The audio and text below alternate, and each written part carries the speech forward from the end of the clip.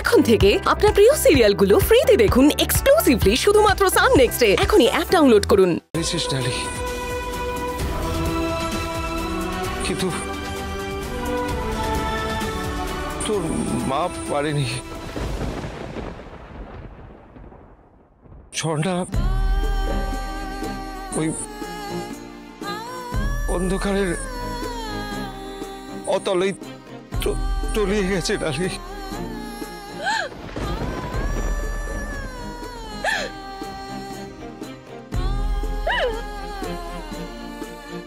ডালি তুই নিজেকে সামলা।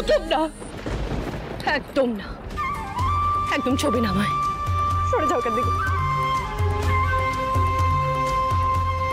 ডালি আমি জানি তোকে কিছু বলার মতো মুখ আমার নেই। তুই পারলে আমাকে ক্ষমা করে দিস ডালি, আমাকে ক্ষমা করে দিস। ক্ষমা করব? কোন সাহসে ক্ষমা চাইছো আমার থেকে? কোন সাহসে ক্ষমা চাইছো? তোমার কি মনে হয় এত কিছু ঘটার পর আমি তোমায় ক্ষমা করে দেব?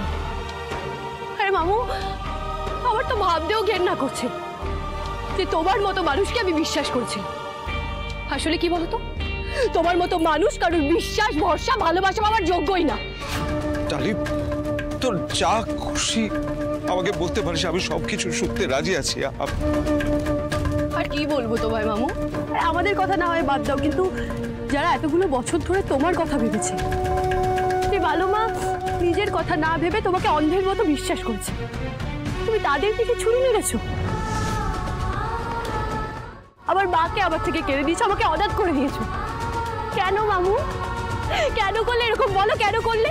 ভালো বাবা, ভালো মা, রণু ভাইয়া, মা, ওরা কি দোষ করেছিল বলো? আমায় উত্তর দাও, কি দোষ করেছিল? ওদের কোনো দোষ ছিল না ডালি, সব দোষ আমার ছিল। আমি অন্যায় করেছি, আমি দোষ করছি। ঈশ্বর আমাকে যা শাস্তি দেবেন আমি মাথা পেতে নেবো, কিন্তু আমি তোকে কথা দিচ্ছি ডালি, আমি আমার পাপের প্রায়শ্চিত্ত করবো। যে করেই হোক ঝর্ণাকে খুঁজে বার করবোই। বেশ, তুই যদি সত্যি অনুতপ্ত হও তাহলে আমার সামনে দাঁড়িয়ে যেই কথাগুলো বললে সেগুলো সবার সামনে স্বীকার করবে।